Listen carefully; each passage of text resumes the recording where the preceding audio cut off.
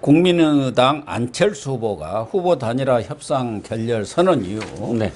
지난 TV 토론에서 윤석열 후보를 거세게 몰아붙였는데요. 안철수 후보는 사실 그동안 진보 장악파 정권의 어떻게 보면은 그 들러리 역할이랄까 그런 역할을 해온 게 사실인데 정치 시작할 때 다 그쪽으로 시작을 이번 했죠. 대선에도 자칫하면은 좌파 세력의 호구라고 하지 않습니까? 호구 노릇하는 것 아니냐 하는 우려가 지금 제기가 되고 있습니다. 네. 그래서 지난번 좀 이렇게 TV 토론을 더듬어 보면은 안철수 후보가 두 가지 걸 가지고 윤석열 후보를 아주 뭐 압박 면접식으로 몰아붙였지 않습니까? 네. 안철수 후보는 아무래도 국회의원도 하고 또 기업도 운영해 봤고 뭐 실물 그런 경험이 많으니까 경제적 지식이 아무래도 많죠. 네네.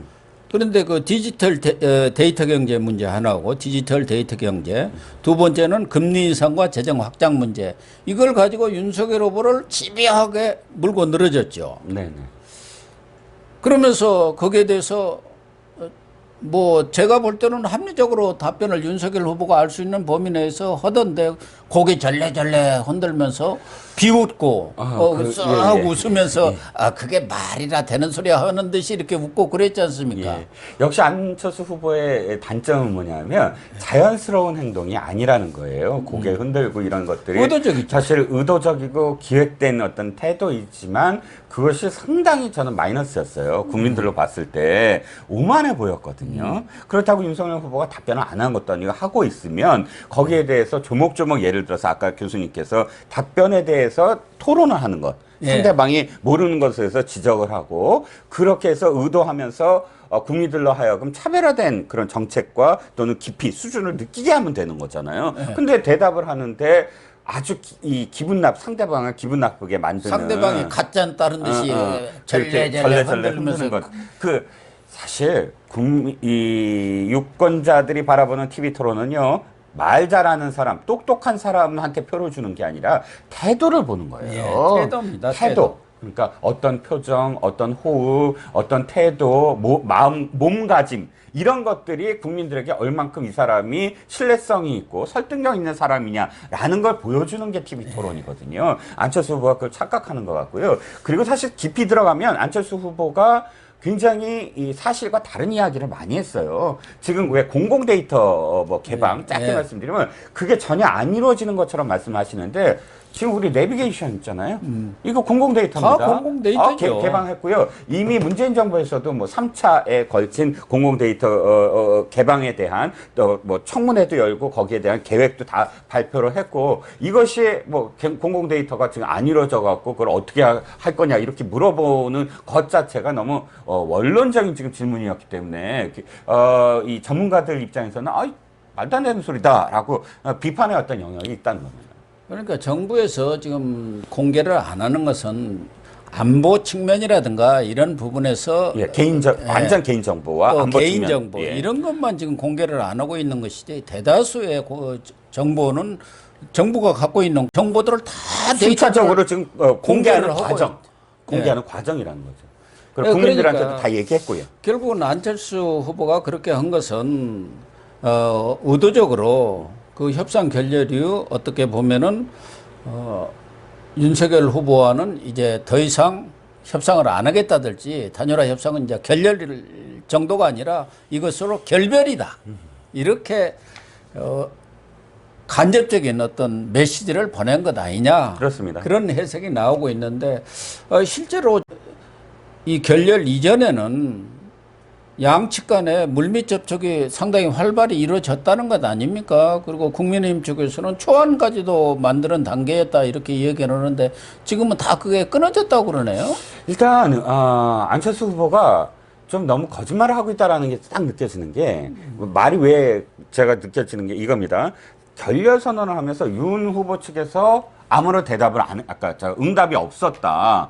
근데 바로 언론에서 뭐라고 나왔냐면 그 2시간 전에 윤 후보가 전화를 했다는 거예요. 네, 전화했죠. 해서 통화를 했고 만나자고 했다는 거예요. 원래 전화를 했을 때 안 받았고 조금 후에 이제 콜백을 하면서 안철수가 콜백을 하면서 둘이 통화를 했고 이미 근데 그 전날에 어느 정도 실무진들이 얘기를 하던 과정까지 좀 저 기사에 언급을 했습니다. 그러면 그 직전에 통화를 했는데 2시간 후에 갑작스럽게 그 결렬 선언을 하면서 윤 후보 측에서 답변이 아예 아무것도 없었던 양 언론에 이야기하는 것도 사실 거짓말이죠. 언론 플레이잖아요. 예. 그러니까 차라리 지금 사실 윤 후보 측에서 적극적인 어떤 그런 피드백이 아니고 되게 소극적이고 내가 원하는 어떤 상황이 아니었다 이렇게 이야기하면 모를까 아예 없었다라고 얘기하는 건 분명 뭐 거짓이고 어저께도 부산 가갖고 뭐 겁나서 도망갔다 여론조사를 안 받아들였다 이런 거는 완전히 사실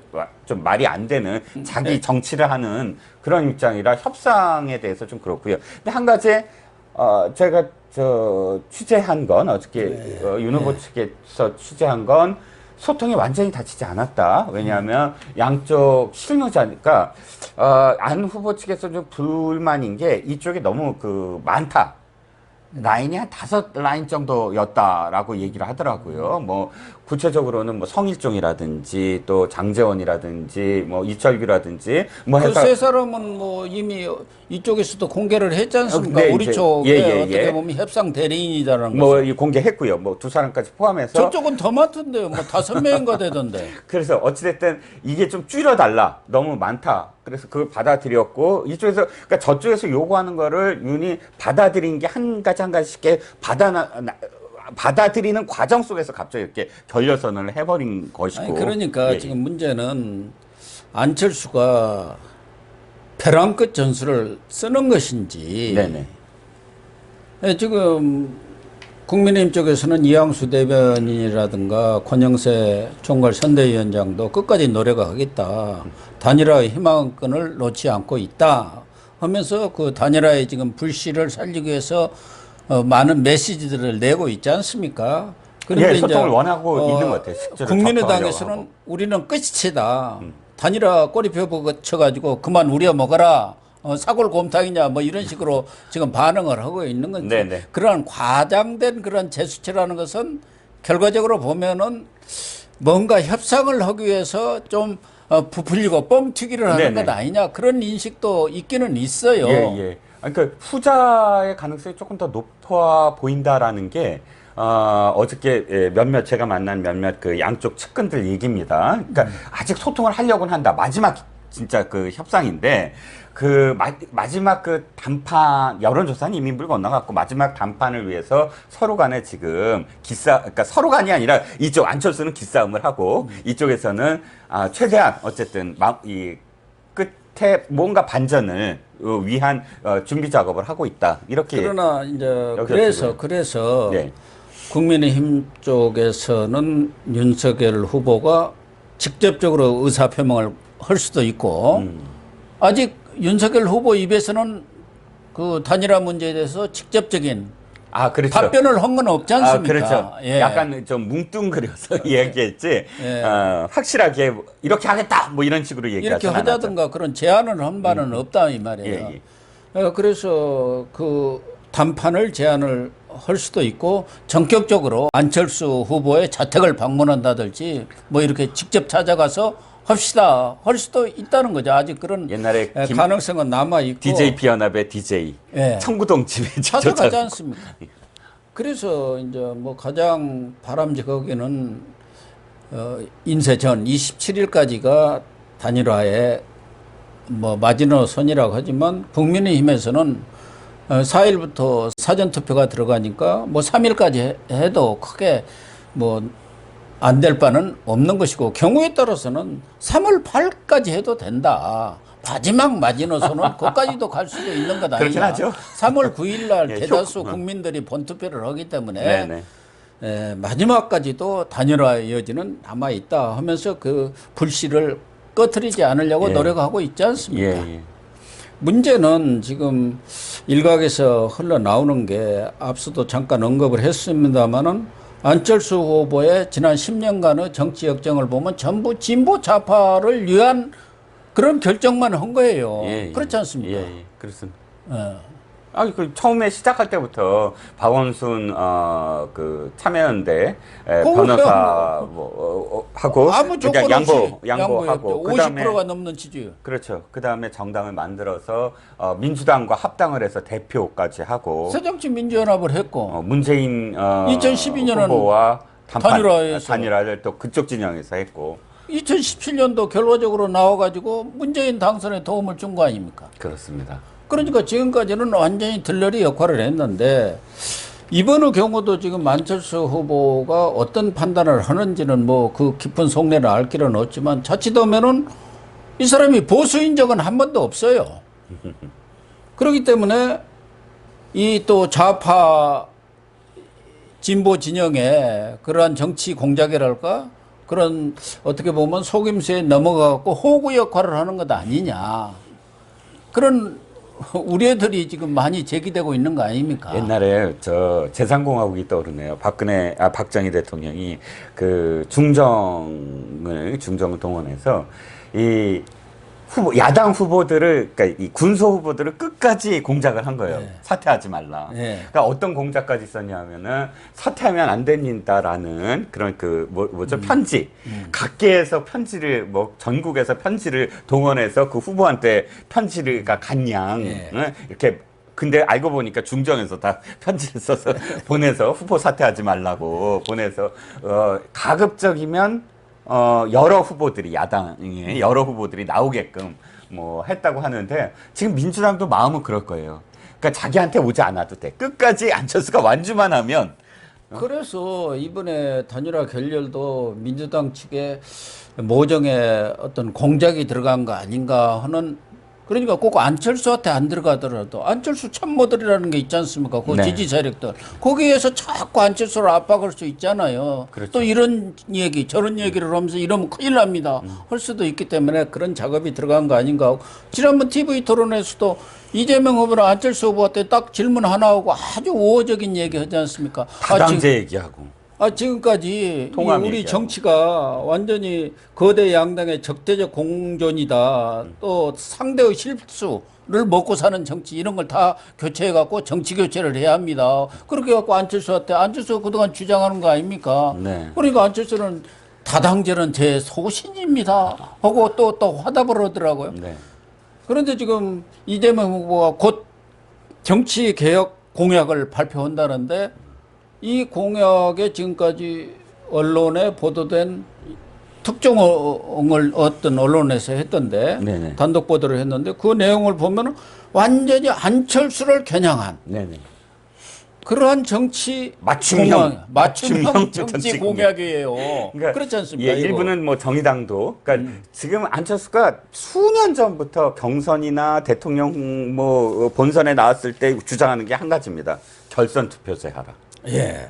그렇게 목을 매달아서 하는 거거든요. 예, 결선 그렇죠. 투표제가 프랑스 같은 경우 뭐 한 3위나 4위 하는 어떤 후보들은 마지막에 역전할 수 있는 가장 큰 제도입니다. 그 뒤집을 수 있는. 그러니까 결선 투표제 하라 난리를 쳤는데 바로 그 결선 투표제 도입을 우선적으로 하고요. 그 다음에 정의당이 바라는 거. 한번 문재인 정권한테 뒤통수 맞았잖아요. 정의당이. 패스트트랙에서 완전히 연동 비례대표 그거 해달라고 그것만 해주면 모든 거 다 들어줄게 해갖고 심상정이 민주당 이중대라는 욕까지 먹어가면서 했는데 결국은 위성 비례 정당 만들어갖고 연동 비례제를 거의 그 무력화시켰잖아요. 근데 이재명 이렇게 얘기합니다. 저 있잖아 내 편만 들어주면 연동형 비례대표제 제대로 할게. 지난번에 내가 한 거 아니잖아. 그 다음에 결선투표제 그 결선투표제 꼭 들어줄게. 그 두 가지만 하면 야 안철수 결선투표제 내가 들어주면 너 나중에 꼭 대통령 될 수 있어. 그거 들어줘 해갖고 이렇게 심상정과 안철수한테 각각 뭐랄까 주파를 던지는 거죠. 주파를 러브콜을 보내는데 던졌죠. 그 정치공약 내용에는 국회의원의 대선구제도 도입하면은 그만큼 그렇죠. 3당은 제3당으로서는 국회에 진출할 수 있는 비례대표 아니라도 지역구에서 진출할 수 있는 기회가 있는 거고. 예를 들어서 그 정의당 같은 경우는 창원을 비롯한 마산, 경남 일대에 그 민노총이 있고 대협 노조가 있는 그쪽에서는 전부 다 당선이 돼요. 그러니까. 왜냐하면 2명씩 한 선거구당 2명씩 또는 3명씩 만약에 저 국회 중대선거구제를 하면 그러니까 혹하는 거지. 만약에 이게 되면 거기에다가 지금 기초의원에 대해서도 3인 이상 대선거구제를 도입하겠다고 하면은 뭐 오. 국민의당이든 또 정의당이든 정의당이든. 얼마든지 기초의회도 이제 진출할 수가 있단 말이에요. 그렇죠. 그렇지 않으면은 지금 현재로서는 양당만 다 지금 장악하고 있지 않습니까? 그렇습니다. 현실적으로 예, 예. 아마 제 3당이 차지한 것은 아마 뭐 10명도 안 될 거예요. 전국 들어봤자. 아, 그럼요.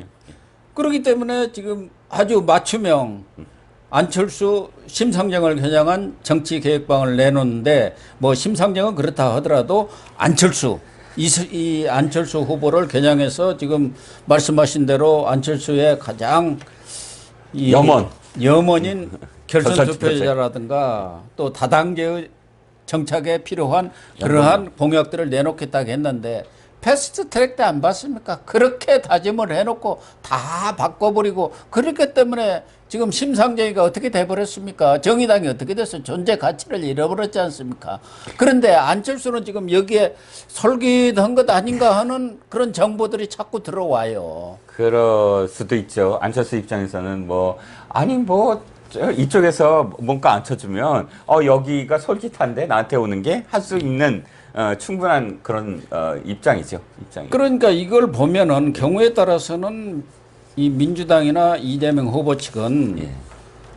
이런 카드를 내놓음으로 해서 이쪽으로 뭐 단일화는 안 한다 하더라도 민주당으로 이 카드를 보고 국민의힘과는 단일화를 안 하는 거죠. 완주만 하게 완주를 해서 대선 이후 이것이 이루어지는 것을 막후에서 지금 어떤 물밑 작업으로 민주당과 입만 맞춰 놓으면은 대선 이후 자기가 살아날 정치적으로 재기할 가능성이 있다. 이렇게 보는 거 아니겠습니까? 그렇죠. 그러면 이제 이 민주당은 성공한 거죠. 단일화하면 안 되면 되니까. 그렇죠. 예, 안철수 입장에서는 머리를 계산을 할 겁니다. 그러면서 국민의당을 계속 유지하면서 내가 정치적 영향력도 행사하면서 차기를 노릴 수 있는 기반이 될 수 있는 플랜이 연동형 비례대표제 활성화와 대선 결선 투표다라고 진짜 믿는다면 혹할 수도 있죠. 예. 하지만 이재명은 어떤 사람입니까? 생각해 보세요. 이렇게 되면 그 다음에 민주당이 좀 흔들려요. 민주당 내에서도 흔들리고. 이재명은 말을 어떻게 믿습니까? 어제 한 말 다르고 오늘 한 말 다르고 이 여반장으로 이렇게 공약도 다 바꿔버렸는데 지금 무슨 법으로 고쳐진 것도 아니고 저 공약했다가 뭐 상황이 안 돼서 우리 못 하겠네 하면 그만이지. 딱 이거죠. 비례대표제 현실화 결선 투표제 도입 얘기했다 그래서 진짜 하는 줄 알았네. 진짜 하는 줄 아나 봐? 뭐 이렇게 얘기가 되겠죠. 어쨌든 이 안철수 후보가 뭐 협상 차원에서 일종의 버티기에 들어간 것 아닌가 저는 그렇게 긍정적으로 평가를 하고 있습니다만은 만약에 본인 얘기대로 다른 꿍꿍이 속으로 완주를 한다면 그건 국민에 대한 배신이고 역사의 죄인이 될 수밖에 없는 거고. 예. 그래서 정권 교체가 만약에 이루어진다면 안철수 설 자리는 더 없는 데다 안 이루어졌을 경우 안철수가 정치가 가능하겠습니까? 그렇습니다. 안철수의 현명한 판단을 기대하는 수밖에 없는 것 같습니다. 네, 시청자 여러분 오늘 방송 마치도록 하겠습니다. 시청해 주셔서 감사합니다.